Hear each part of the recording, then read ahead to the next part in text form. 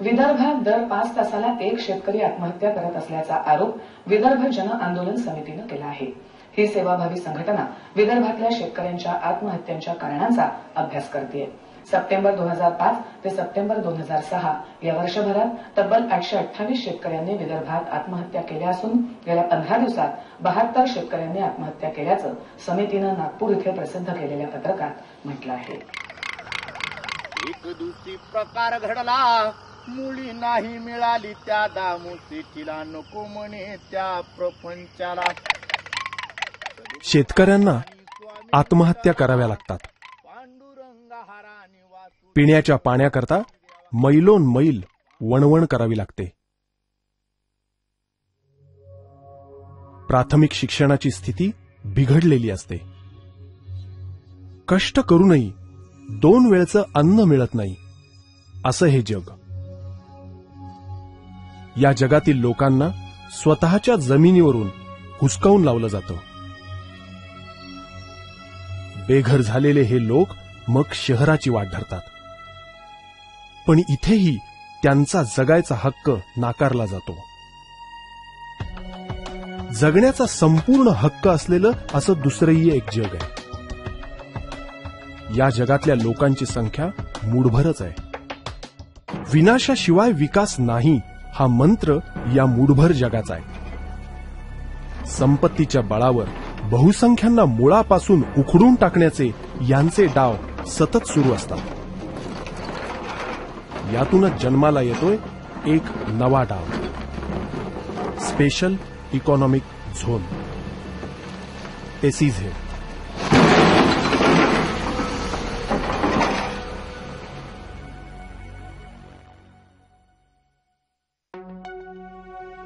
विकास आणि समृद्धी या 2 महत्वाच्या गोष्टी आहेत, मात्र त्यांचा लाभ हा किती जणांपर्यंत पोहोचतो?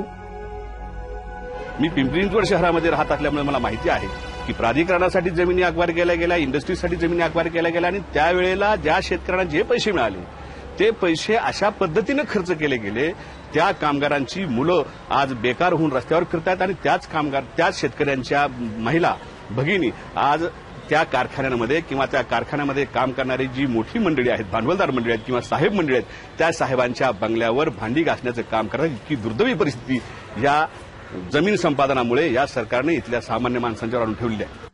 आम्ही पब्लिक युटिलिटीचा अर्थ हा मानव आणि त्याचा विकास हेच एक मापदंड धरून आम्ही हा करू शकतो। व्यापाऱ्यांचा आणि उद्योगपतींचा नफा किती होतो याच्यावर पब्लिक युटिलिटी किंवा देशाचा विकास अवलंबून राहत नाही।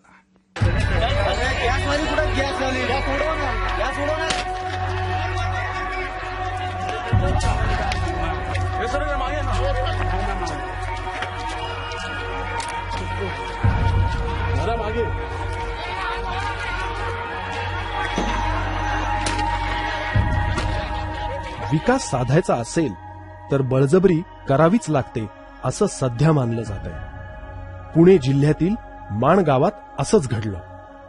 राजीव गांधी इन्फोटेक पार्कसाठी आमच्या गावाने 3000 एकर जमीन दिली। देशहिताचा विचार करून आम्ही ही सगळी प्रॉपर्टी दिली। आता सरकार आमची जी बागायत जमीन आहे त्याच्या मागे लागले। आमच्या इथे सरकारने पहिलं कॅनॉलचं काम केलं आहे। कॅनॉलचं काम केलं, जे क्षेत्र बागायत होणार आहे, संभाव्य बागायत प्रॉपर्टी आहेत आमच्या, ते सरकार घ्यायचा प्रयत्न करत आहे। सरकारला हे कळलं नाही की ऊस मुळासकट खायचा प्रयत्न केला की तोंडात माती जाते। त्यांनी आमच्यावर आमची भात शेती हे हिसकून घेत होते, म्हणून आम्ही आज ह्यांना लढाई करून आम्ही ह्यांना इथून हकलून पाठवून दिलेलं आहे। सुपीक काळी जमीन विकासाच्या नावाखाली हिसकावून घेता येते या सूत्रावरच SEZ आधारलेले आहे। 2000 साली हे धोरण भारत सरकारने पहिल्यांदा आणलं आणि गेल्या वर्षी जून 2005 मध्ये याचा कायदा करण्यात आलेला आहे।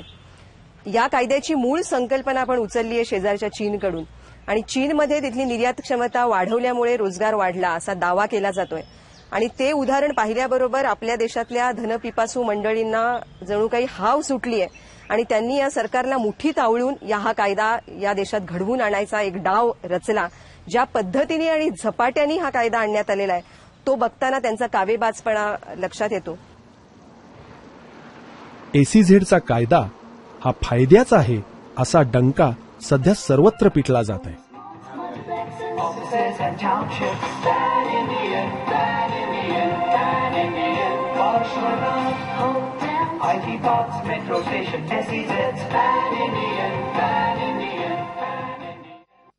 या कायद्यानुसार आता देशामध्ये 360 अशी स्पेशल इकॉनॉमिक झोन्स येऊ घातलेली आहेत. त्यासाठी प्रचंड हजारो हेक्टर जमीन घेण्यात आलेली येत आहे. 1000 हेक्टर कमीत कमी जमीन एका झोनसाठी घेण्यात येणार आहे आणि त्यासाठी वेगवेगळ्या खासगी कंपन्यांना त्याची कंत्राटं देण्यात येणार आहेत. महाराष्ट्रात 41 असे झोन येऊ घातले. त्यातला सर्वात मोठा झोन हा रायगडमध्ये 35,000 एकरमध्ये येतोय, ज्याचं कंत्राट रिलायन्सच्या अंबानी उद्योग समूहांकडे देण्यात आलेलं आहे आणि रिलायन्सने ही जमीन ताब्यात घेऊन त्यावर स्पेशल इकॉनॉमिक झोन सेटअप करायचा आहे. असे झोन ओरिसा, छत्तीसगड, झारखंड या राज्यात येत आहेत. तर जिथे नैसर्गिक संसाधनं आहेत, जमिनी आहेत, त्या जमिनी ताब्यात घेऊन झोन करण्यात येत आहेत. केंद्रानं आतापर्यंत 164 एसीझेडना परवानगी दिलेली आहे. शेकडो प्रस्ताव त्यांच्याकडे आज पडून आहेत. एसीझेड मधील प्रश्नांना विविध बाजू आहेत, त्या पाहणं महत्वाचं आहे. प्रत्यक्षात एसीझेडचा जो संदर्भात जो कायदा झालेला आहे 2005चा, हा कायदा पाहिला तर राज्यामध्ये घटनेने जे नागरिकांना दिलेले सर्व अधिकार आहे, या सर्व अधिकारांचं उल्लंघन करणारा हा कायदा आहे. काश्मीरमध्ये आपल्या देशाच्या भूमीचा एखादा तुकडा जरी कोणी मागितला तरी आपण त्याची राष्ट्रीय पातळीवरती चर्चा करतो आणि ती योग्यच आहे. परंतु या ठिकाणी भारतातल्या, परदेशातल्या कंपनीला, व्यक्तीला, अक्षरशः कोणालाही विकासक या नावाखाली भारतातली प्रचंड भूमी आपण विशेष आर्थिक क्षेत्राच्या नावाखाली सुपूर्द करणार, त्यातल्या कंपन्यांना, व्यक्तींना कुठलेही कर लागू होणार नाहीत, हा भारताच्या आर्थिक सार्वभौमत्वाच्या पाठीत खुपसलेला सरळ सरळ खंजीर आहे. हा जो विशेष आर्थिक विभाग त्यांनी केलेला आहे हा खरा म्हणजे फार मोठा फ्रॉड आहे. कारण की निर्यातीच्या नावाने हे जे सगळं केलं जात आहे याच्यामधला चायनामधला अनुभव असा आहे की आयात आणि निर्यात याच्यामध्ये 5% जास्त फरक मिळत नाही. काही वेळेला तर निर्यात पेक्षा आयात जास्त आहे असा देखील अनुभव आहे. त्यामुळे निर्यातीसाठी हा झोन केला जातोय हे खरं नाही. दुसरं असं की सरकार इथे इंडस्ट्रीयल झोन न म्हणता इकॉनॉमिक झोन म्हणतंय, याच्यामध्येच लोकांची दिशाभूल करते. कारण की सर्वसामान्य माणसांना इकॉनॉमिक झोन म्हणजे उद्योगधंदे येणार असं वाटतं, प्रत्यक्षात नाही. याच्यात 80% किंवा 70% हे रिअल इस्टेटसाठी केलं जाणारं ही सर्व बांधकामं आहेत. हा याच्यामधला मुख्य मुद्दा आहे. तर स्पेशल इकॉनॉमिक झोन माझ्या मते असं आहे की स्पेशल इकॉनॉमिक झोन हा केवळ शेतकऱ्यांच्यावर परिणाम करत नाही, तर या समाजामध्ये राहणाऱ्या प्रत्येक समाज घटकावर त्याचे दुष्परिणाम होणार आहेत. मग त्याच्यामध्ये कामगार आहेत, त्याच्यामध्ये सर्वसामान्य नागरिक आहेत, त्याच्यामध्ये शेतमजूर आहेत, त्याच्यामध्ये कष्टकरी आहेत, इव्हन त्याच्यामध्ये लघु उद्योजक सुद्धा त्याच्यामध्ये भरले जाणार आहेत. ज्या देशात राज्यकर्त्यांना जणू सोन्याचा धूर काढायची घाई झालेली आहे असं आताचं वातावरण आहे. जागतिकीकरणाचं वारं जेव्हापासून वाहत आहे आणि मुक्त अर्थव्यवस्थेच्या नावाखाली जी लूट या देशात केली जाते त्यामध्ये भांडवलदारांना, उद्योगपतींना अधिकाधिक लूट करण्याचे खुले परवाने या देशाच्या सरकारनेच देऊन टाकले अशी आजची परिस्थिती आहे. आणि या जागतिकीकरणाच्या नावाखाली जी जी धोरणं आणली गेली, अनेक खेळ शेतकऱ्यांशी, कष्टकऱ्यांशी, कामगारांशी केले गेले, त्याचा परिपाक म्हणावा असं हे स्पेशल इकॉनॉमिक झोन नावाचं धोरण आपल्याकडे आणलेलं आहे. देशात जुने संस्थानं होती आणि त्या संस्थानाच्या हद्दीमध्ये त्यांचा स्वतःचाच कारभार जो चालत होता तसा कारभार चालण्याची शक्यता आहे. त्याहूनही दुसरं उदाहरण द्यायचं म्हटलं तर ईस्ट इंडिया कंपनी जेव्हा भारतामध्ये आली तेव्हा त्यांनी सुरुवातीला माल साठवण्यासाठी वखारी मागितल्या होत्या. त्या वखारी केल्या आणि त्या वखारीमध्ये मात्र नंतर त्या वखारीच्या एरियामध्ये देशाचा कायदा चालत नव्हता, तो त्यांचाच कायदा चालायचा. तसं स्पेशल इकॉनॉमिक झोन म्हणजे जुन्या कंपनी सरकारच्या वखारी किंवा जुने संस्थानिक कारकिर्दी होण्याची शक्यता आहे. एसीझेड म्हणजे विशेष आर्थिक क्षेत्र प्रकल्प हे जरी भारतीय पातळीवरती सरकारांनी घेतलेले प्रकल्प म्हणून दिसत असले तरी खरं तर तो एक जागतिक कारस्थानाचा भाग आहे. कारण आज एकूण जगाच्याच पातळीवरती भांडवल आणि बाजार यांचं जे एक वाढतं स्थान आणि सन्मान आहे आणि त्याच्याच आधारावरती मुठ्ठीभर भांडवलशहा संपूर्ण देशातल्या एकेका देशातल्या आणि संपूर्ण जगातल्या जमिनीवरच नव्हे तर समाजांवरती त्यांच्या हातात असलेल्या जगण्याच्या सर्व साधनांवरती त्यांच्या जगण्याच्या पद्धतीवर संस्कृतीवरती जे आक्रमण आणि अतिक्रमण करतायत आणि त्याच्यातून केवळ एकच गोष्ट साधतायत आणि तो म्हणजे अब्जावधी रुपयांचा, डॉलर्सचा, येन्सचा, मार्क्सचा अफाट आणि अवाढव्य असा लाभ आणि फायदा. त्याच्याच अंतर्गत या प्रकल्पांच्याकडे आपण पाहिलं पाहिजे. एसीजेड का कॉन्सेप्ट को हम जमीन की लूट, एक बहुत जबरदस्त आर्थिक घोटाला और एक लॉलेसनेस का नया तरीका. एसीझेडचा विविध बाजूंनी अर्थ समजावून घेताना महत्वाचा मुद्दा येतो तो म्हणजे त्यातल्या सवलतींचा. सेजमध्ये प्रमुख आकर्षण भांडवलदारांच्या दृष्टीने आहे ते म्हणजे करांमध्ये मिळणाऱ्या भरमसाठ सवलतींचं. ज्या पद्धतीने सवलती देण्यात आलेल्या आहेत त्याकडे जर बघितलं तर राज्याचे, देशाचे, ग्रामपंचायतींचे कुठलेही कर लागू नाहीत अशी परिस्थिती आहे. जकात कर नाही, बांधकामासाठी लागणाऱ्या मातीसाठी, रेतीसाठी, दगडांसाठी रॉयल्टी त्यांना लागू असणार नाही, राज्य सरकारचे कुठलेही कर लागू नाहीत, विक्री कर नाही, कस्टम ड्युटी नाही, आयात निर्यातीसाठी खुला परवाना आहे, निर्यात केलेल्या नफ्यावर देखील त्यांना कुठलाही टॅक्स भरावा लागणार नाही, 10 वर्षाचा पूर्णपणे टॅक्स हॉलिडे असेल म्हणजे करांमध्ये संपूर्णपणे सुट्टी असेल, जमिनींचे जे काही व्यवहार होतील त्या व्यवहारांमध्ये त्यांना स्टॅम्प ड्युटी, रजिस्ट्रेशन भरावं लागणार नाही, जिथे जिथे मनोरंजनाच्या जे काही कार्यक्रम उभे केले जातील तिथे मनोरंजनाचे कसलेही कर लागू नाहीत. देशामध्ये इन्कम टॅक्स आपल्याकडे सर्वांनाच भरावा लागतो पण या उद्योगपतींना इन्कम टॅक्स देखील भरावा लागणार नाही. या संपूर्ण क्षेत्रासाठी जी प्रचंड मोठ्या प्रमाणात वीज लागणार आहे, पाणी लागणार आहे, हे दोन्हीही तिथे करमुक्त असेल आणि या झोनसाठी सर्व कायद्यांचे निर्बंध, मग ते कामगार कायदे असोत, पर्यावरणीय निर्बंध असोत, ते निर्बंध देखील शिथिल करण्यात येतील अशी परिस्थिती आहे. आणि या सगळ्या करांमध्ये मिळणाऱ्या मोकाट सवलतींमुळे ते भांडवलदारांसाठी आकर्षण ठरतंय. पण या बदल्यात त्यांनी या देशाला काय द्यायचंय, या देशातल्या जनतेला काय द्यायचंय याबद्दल चकार शब्द त्यांनी काढलेला नाही. या भरमसाठ सवलतींनी विकास साधला जाईल असा दावा करताना एसीझेड मागील आर्थिक तर्क शोधणं आवश्यक आहे. वाणिज्य मंत्रालय रेटत असलेल्या सेज प्रकल्पाबाबत खुद्द वित्त मंत्रालयही साशंक आहे. कारण त्या दिलेल्या कर सवलतीमुळे सुमारे 90,000 कोटी रुपयेचे नुकसान होण्याची त्यांना भीती वाटते आहे. याबद्दलचा पूर्वीचा अनुभवही असाच आहे. ऑडिटर जनरलच्या अहवालानुसार या पूर्वीच्या झोनमध्ये ज्या सवलती दिल्या त्यामुळे सुमारे 7500 कोटी रुपयाचे आयात शुल्क बुडाले आणि परकीय चलन फक्त 4700 कोटी रुपये मिळाले.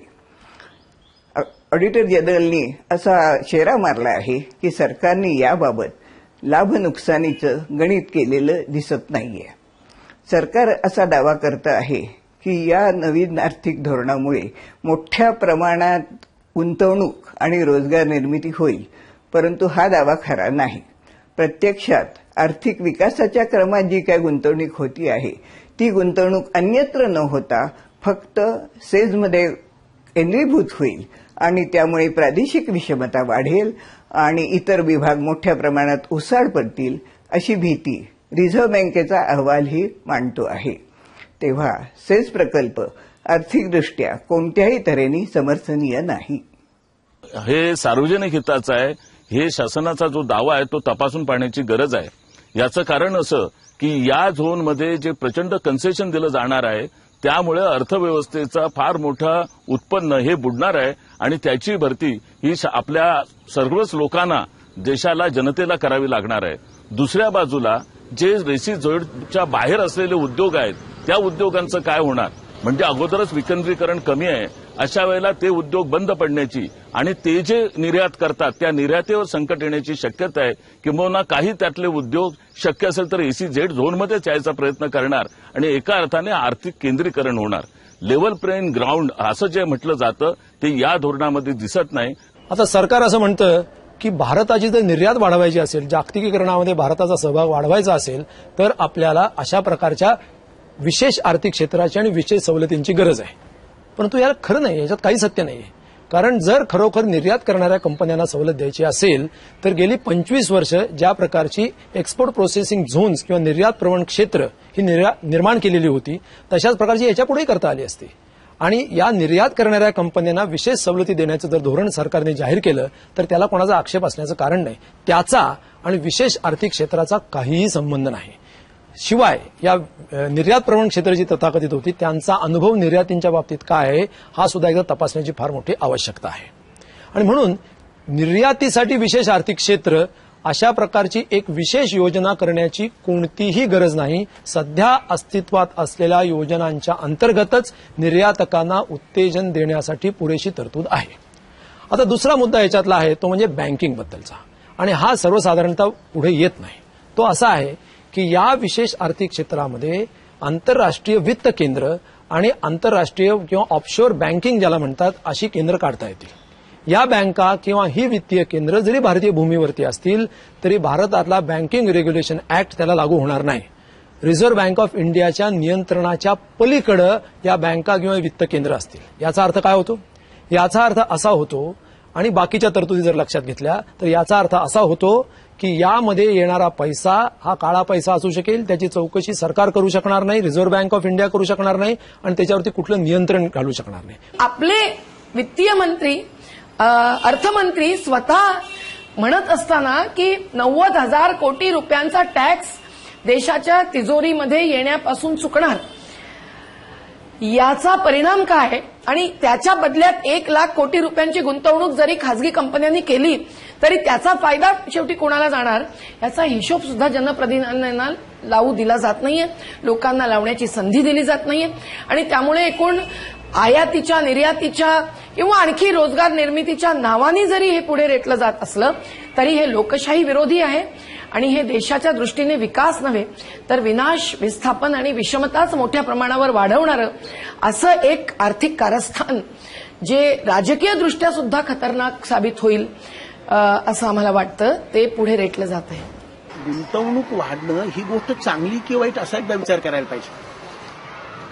इथे प्रत्येक गुंतवणूक ही अगोदरच्या कुठल्या तरी गुंतवणुकीला रिप्लेस करणारी, त्याच्या ऐवजी येणारी गुंतवणूक, अशीच गुंतवणूक आपल्या देशामध्ये जास्त येते आहे. आणि ती गुंतवणूक ही काही देश विकासाला मदत करते.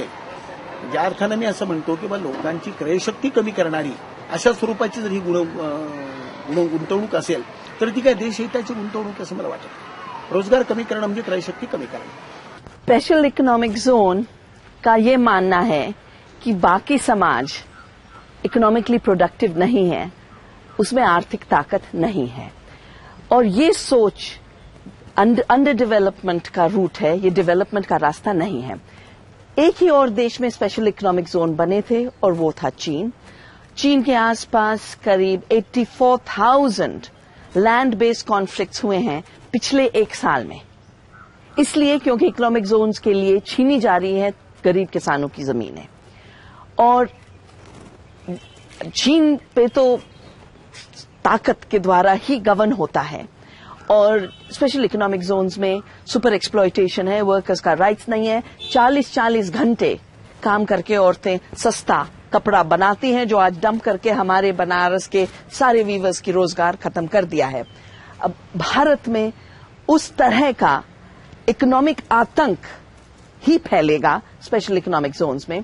और भारत की पॉलिसी तो इंटरनेशनल मॉनेटरी फंड जिसने ये सोच आगे लाई थी उसने तक क्रिटिसाइज किया है इस साल की एनुअल मीटिंग में कि आप बहुत आगे जा रहे हो, आप नंबर बहुत ज्यादा बढ़ा रहे हो, और जिस तरह के आप टैक्स कंसेशंस दे रहे हो इससे तो देश पीछे जाएगा, आगे नहीं बढ़ेगा.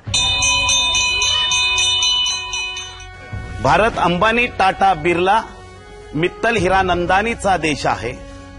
आम्ही सारे त्यांचे गुलाम आहोत. या देशातल्या सुजलाम सुफलाम जमिनी अंबानी अँड कंपनीच्या आहेत. त्यामुळे या देशातल्या 1.5 फुटाखालच्या जमिनी देखील अंबानी अँड कंपनीच्या राहतील. या जमिनीखालील सापडलेली सर्व खनिज संपत्ती अंबानीची आहे. डोंगर, नदी, नाले, खाडी, समुद्र यावर अंबानीची मालकी राहील. यावर जनतेचा हक्क राहणार नाही. जय अंबानी, जय हिरानंदानी.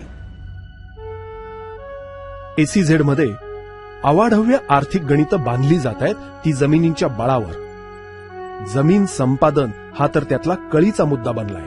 ज्या शेतजमिनी सेचसाठी घेण्यात येत आहेत त्याच्यामध्ये कंपन्यांनी पहिल्यांदा विकत घेण्याचा प्रयत्न केला, पण शेतकरी जमीन विकायला तयार नाहीत.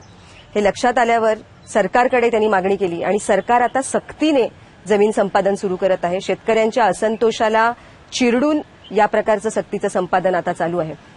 पण या जमिनींमध्ये एकूण जी जमीन आहे त्यापैकी फक्त 25% जमीनच वापरली जाणार हे उघड आहे. कारण कायद्यातच असं म्हटलेलं आहे की 25% जमिनीवरच उद्योग येतील, उर्वरित जमिनीवर पंचतारांकित वसाहती, मॉल्स, मनोरंजनाची स्थळं, गोल्फ कोर्सेस हे सगळं उभं केलं जाणार आहे.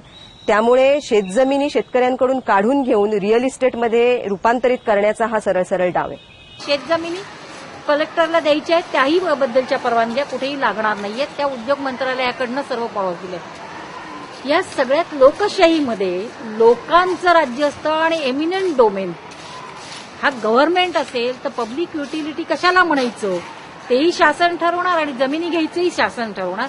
त्यामुळे अस्तित्वात असणारे सगळे कायदे गुंडाळून ठेवून हा नवीन कायदा केवळ काही भांडवलशाही व्यवस्थेसाठीच केलेला आहे हे स्पष्टपणे दिसते. या कार्ला परिसरात जे भूसंपादन होते 9 गावांमध्ये मिळून जवळजवळ 3000 एकर क्षेत्रावरती हा प्रोजेक्ट उभा राहतोय.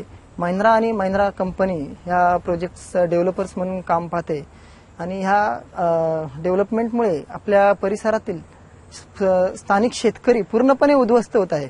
आणि ह्या शेतकऱ्यांचा हा प्रश्न आहे. यापूर्वी या ठिकाणी 6 ते 7 वेळा भूसंपादन झालेलं आहे, धरणांसाठी, कधी रस्त्यासाठी आणि विविध कारणांसाठी. आपला देश हा शेतीप्रधान असताना सुद्धा आणि आपल्या महाराष्ट्रातला जो कृषी मंत्री जो आहे तो महाराष्ट्रातला असून सुद्धा आपल्यावरती हा अन्याय होतो आहे. शेतकरी या जमिनीवर स्वकष्टाने ताठमानेने जगतो आहे. त्याला हुसकून काढण्यासाठी लालूच दाखवली जाते आहे की तुलाही काही सेजमधला वाटा देण्यात येईल.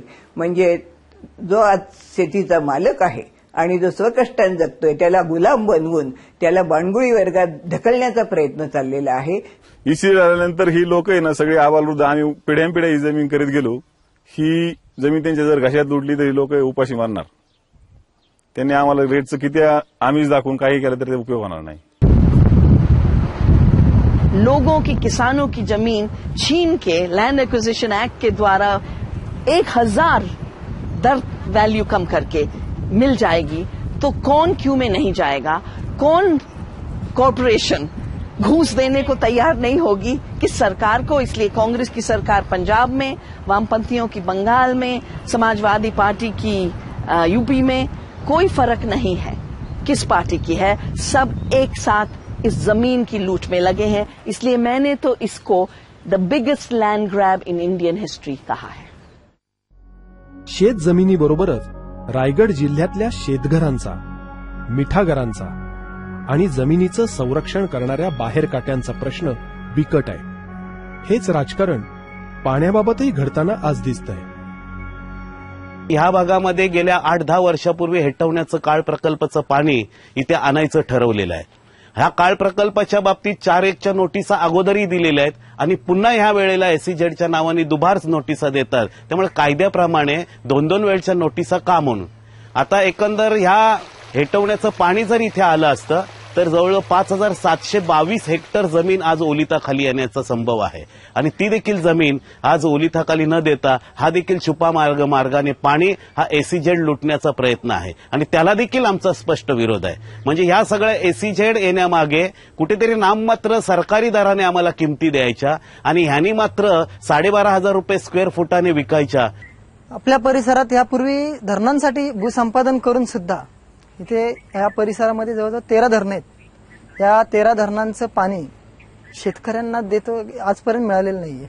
शेतीसाठी जर हे पाणी पुरवलं असतं तर हा पूर्ण सुपीक जमिनी ज्या आहेत त्या बागायत होऊन फुलल्या असत्या. जमीन आणि पाण्याबरोबरच एसीझेड मध्ये महत्वाचा प्रश्न आहे तो पर्यावरणाचा. डोंगर पोखरले जातील, जमिनीची धूप होईल, पाण्याचा प्रचंड उपसा होईल आणि किनारपट्ट्या उद्योगांकरता खुल्या केल्या जातील. पर्यावरणाचे कायदे इथे शिथिल केले जातील. याच्यामध्ये मुख्यतः पर्यावरणाच्या संबंधातले जे कायदे आहेत, आजपर्यंत इतकी वर्षानुवर्ष लढे देणारे आदिवासी जंगल जमिनीवरच्या वहिवाटीचा लढा लढतायत. त्यांना त्या जमिनी हव्या आहेत, पण त्या जमिनी देण्याचे निर्णय होऊन केवळ पर्यावरण कायद्यामुळे 80च्या वनसंवर्धन कायद्यामुळे त्या जमिनी दिल्या जात नाही. पण इथे मात्र पर्यावरणाचा कोणताही कायद्यासंदर्भात 3 कोटी ते 50 कोटीमध्ये तरतूद असेल तर त्याच्याबद्दल पर्यावरण खात्याची परवानगी लागणार नाही. इथे पर्यावरणीय दृष्ट्या जर आपण बघितलात तर ह्या भागामध्ये मँग्रोव्ह मोठ्या प्रमाणात आहेत, इथे बाहेर काठे मोठ्या प्रमाणात आहेत. त्याचबरोबर इथे जवळजवळ 19-30 जातीची पक्षी येत आहेत. या सगळ्या पक्ष्यांवर देखील त्याचा परिणाम होणार आहे. आणि ह्याचे जर एवढे मोठे भराव जर त्यांनी केले तर वडखलच्या पुढच्या भागामध्ये नागोठण्यापर्यंत संपूर्ण पूर परिस्थिती निर्माण होईल. एवढंच नव्हे तर पेण शहर देखील पाण्याखाली येण्याचे धोके आहेत. जमीन, पाणी आणि पर्यावरणाचा नाश होत असतानाच लोकांच्या उपजीविकेवर, चरितार्थावर आणि रोजगारावर खोल परिणाम होणार आहेत.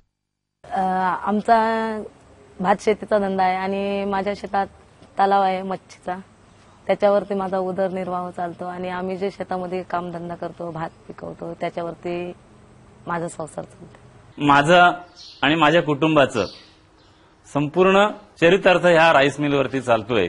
आणि जर गव्हर्नमेंटने ही जी 45 गावं एक्वायर केली जमिनीची, ती जर गावं गेलीच तर हा राईस मिलचा धंदा पूर्णतः बंद होईल.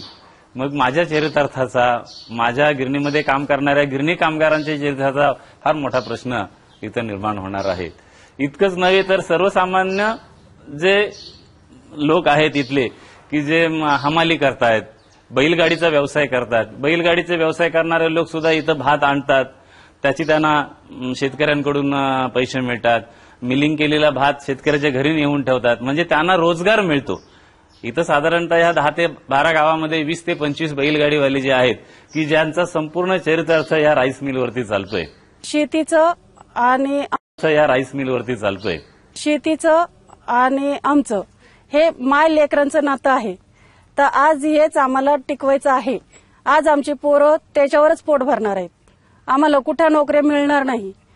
तर एसीझेडने आम्हाला कितीही पैसे दिले तरी आमचे 1 वर्षाचे 2.5-3 लाख रुपये असा हिशोब केला पिढ्या हे पैसे आम्हाला खपू शकत नाहीत. त्यामुळे एसीझेडला आमचं जमीन देण्याचा उद्देश नाही. हा एसीझेड कायदा आल्या समजल्यामुळे आला तर आमच्या 2000 कुटुंबांचा पहिला मजुरीचा व्यवसाय, पोट भरण्याचा व्यवसाय जाणार. ज्या प्रमाणात तिथल्या लोकांना हुसकून लावण्यात आलेला आहे ते प्रमाण जर पाहिलं तर हा तथाकथित नवीन रोजगार हा फार अल्प आहे. स्पेशल इकॉनॉमिक झोन म्हणजे जॉबलेस ग्रोथ, विना रोजगार विकास असं घडण्याची शक्यता माझ्या मते जास्त आहे. आज रायगडमध्ये जो झोन येतोय त्याच्यामध्ये ते सांगतात की आम्ही 25 लाख नोकऱ्या त्यामध्ये निर्माण करू. प्रत्यक्ष ज्या इंडस्ट्री येणाऱ्या आहेत, जे उद्योग आहेत, ते म्हणतात आम्ही कुठली नोकरीची तुम्हाला खात्री देऊ शकत नाही. तेव्हा हे मुळातच एकामेकाच्या विरोधात आहे आणि ही एक फसगत लोकांची केली जाते हे याच्यात स्पष्ट होतं. स्पेशल इकॉनॉमिक झोनमध्ये कामगार कायद्याची अंमलबजावणी करावी लागू नये अशा पद्धतीची तरतूद त्या स्पेशल इकॉनॉमिक झोनच्या कायद्यामध्ये असल्यामुळे सगळे कामगारांना असणारे जे सुरक्षेचे कायदे आहेत ते रद्द होतील. त्याचबरोबर कामगारांचा रोजगार सुरक्षित राहणार नाही. कामगारांना कधी वाटेल त्यावेळेला मालकाला कामावर काढता येईल. कामगारांना रोजगार मिळणार तर नाहीच, परंतु स्पेशल इकॉनॉमिक झोनमध्ये जे कारखाने उभे राहणार आहेत किंवा जे उद्योग उभे राहणार आहेत ते सगळे नॉलेज इंडस्ट्रीज आहेत. त्याच्यामध्ये कामगारांची आणि बहुजनांची आणि शेतकऱ्यांची मुलं त्याच्यामध्ये नोकरी करूच शकत नाहीत, कारण त्या प्रकारचं नॉलेज त्यांना मिळणार नाही, त्या प्रकारचं शिक्षण त्यांना मिळणार नाही आणि त्या प्रकारचं शिक्षण घेण्याची क्षमता ह्या समाजाची केंद्र सरकारने शिक्षण महाग करून किंवा शिक्षण खाजगीकरण करून त्याच्यामुळे ती क्षमताही त्यांची शिल्लक ठेवली नाही. शासनाने आम्हाला सांगितलं की तुम्हाला आम्ही उद्योग देऊ, तुम्हाला इथं नोकऱ्या देऊ आणि तुमचेच व्यवसाय चालू करू, परंतु कर्नाटकमधून माणसं या ठिकाणी कॅन्टीन वगैरे उद्योग करण्यासाठी या ठिकाणी आलेले आहेत.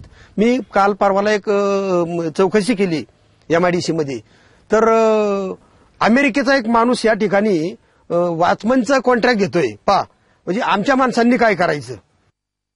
या माणसांना, गरिबांना, कष्टकऱ्यांना तर सेजमध्ये काही स्थान नाहीच, पण तिथे असणारी जी पंचायत यंत्रणा आहे ती देखील बरखास्त केली जाईल आणि एक कमिशनर या संपूर्ण क्षेत्रासाठी जबाबदार नेमला जाईल, ज्याला संपूर्णपणे तिथल्या कारभाराचे अधिकार असतील. 11व्या अनुसूचीप्रमाणे शेतीबद्दलच्या ज्या काही कार्यक्रम राबवायचे असतील, सुधारणा करायची असतील, पिण्याच्या पाण्याच्या असतील, अन्न सुरक्षा असतील, पशुपालन असेल, हे सगळे अधिकार हे ग्रामपंचायतींचे आहेत. पण यांच्यामध्ये कुठेही त्या ग्रामपंचायतीने इन्व्हॉल्व केलेलं नाही. किंबहुना अगदी रिलायन्सचं उदाहरण घेतलं तर नवीन मुंबईजवळ येणारं हे जुळं ACZ प्रकल्प आहे. ह्याच्यात 45 गावांना संपादनाच्या नोटिसा काढल्या आहेत. त्या नोटिसा काढण्याच्या आधीच कमिशनरने या जमिनी खरेदी करण्याची परवानगी सुद्धा दिली आहे. या देशात सेज म्हणजे जणू काही परदेशीच वसाहत मानावी असा हा कायदाच म्हणतो. या वसाहतीला इतर कुठलेही कायदे आणि करव्यवस्था तर लागू नाहीच, पण असणाऱ्या मंडळींना नेहमी ओळखपत्र घेऊन वावरावं लागेल. नवीन येणाऱ्या माणसांना देखील परवान्याशिवाय आत येता येणार नाही. हे थोडं की काय म्हणून या झोनसाठी स्वतंत्र कोर्ट व्यवस्थाच करण्यात येणार. म्हणजे देशांतर्गतच जणू काही नवीनच परदेशी वसाहत. असा हा कायदा या देशाच्या घटनेच्या तत्वात बसणार आहे का? मुळात हा कायदाच कायदेशीर आहे का? आम्ही जी रीट दाखल करणार आहोत त्याच्यामध्ये 2 मुद्दे प्रामुख्याने घेण्यात आले. एक असा की या कायद्यामध्ये इथली जमीन, मग ती कोणाची असो, ही भूसंपादन कायद्याखाली जबरदस्तीने घ्यावी अशी तरतूद नाही.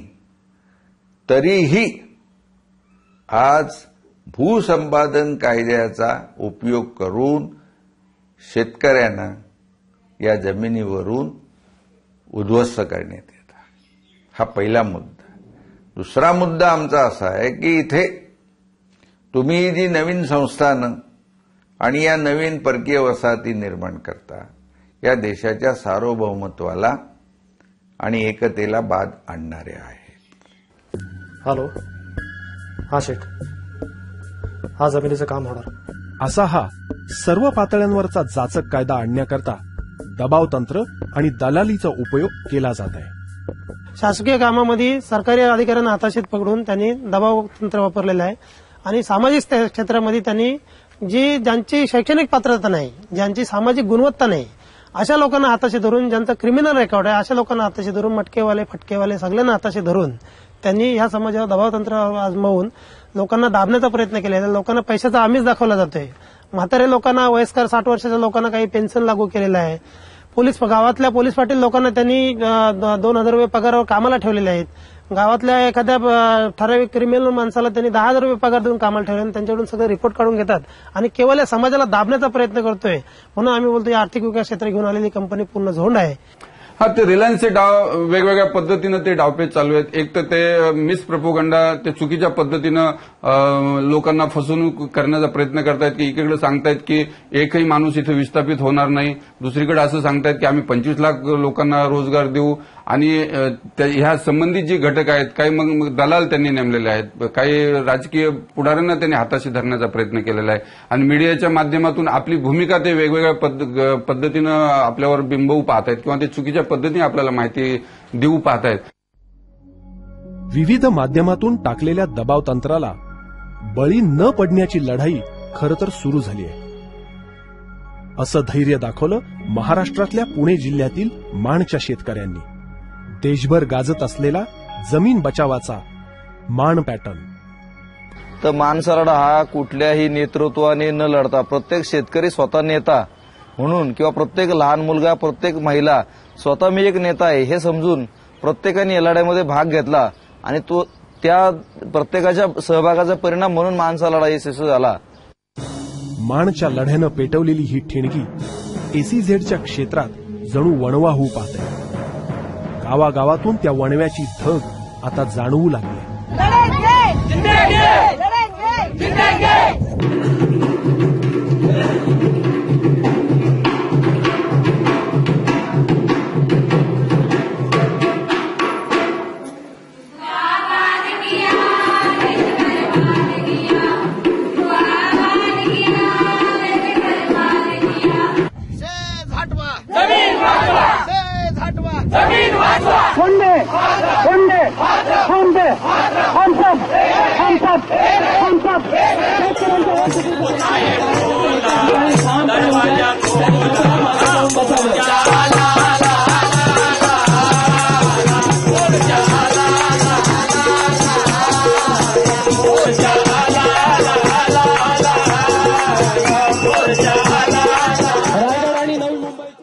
आजचे राज्यकर्ते, प्रशासनकर्ते आणि माफिया डॉन यांची त्रिकुटांची एकत्रित एक संगनमत होऊन हा देश या मंडळींनी विकायला काढलेला आहे. जी भावी पिढी आहे देशाची तिचा तरी विचार करायला पाहिजे होता ना, तो शासनाने अजिबात केलेला नाही. जमीन आमच्या हक्काची आहे, कोणत्या बापाची जमीन सरकारच्या बापाची नाही. गोळी खायची वेळ आली तरी घाबरणार नाही. आम्ही सरकार जमीन द्यायला आलं ना, आम्ही 1 इंच जमीन देणार नाही. आणि त्यांच्या गाड्या जेव्हा येतील तेव्हा आम्ही ना ह्या टिकडीपाशी ना आमच्या हाताला घेऊन सरळ आहे ना उभे राहू. वाटेल ते झालं तरी चालेल, जीव गेला तरी 72, आम्ही आमच्या काल्या आईला जाऊ देणार नाही. मग सरकार कोणाचंही असो. आमची शेती आम्ही बिलकुल देणार नाही.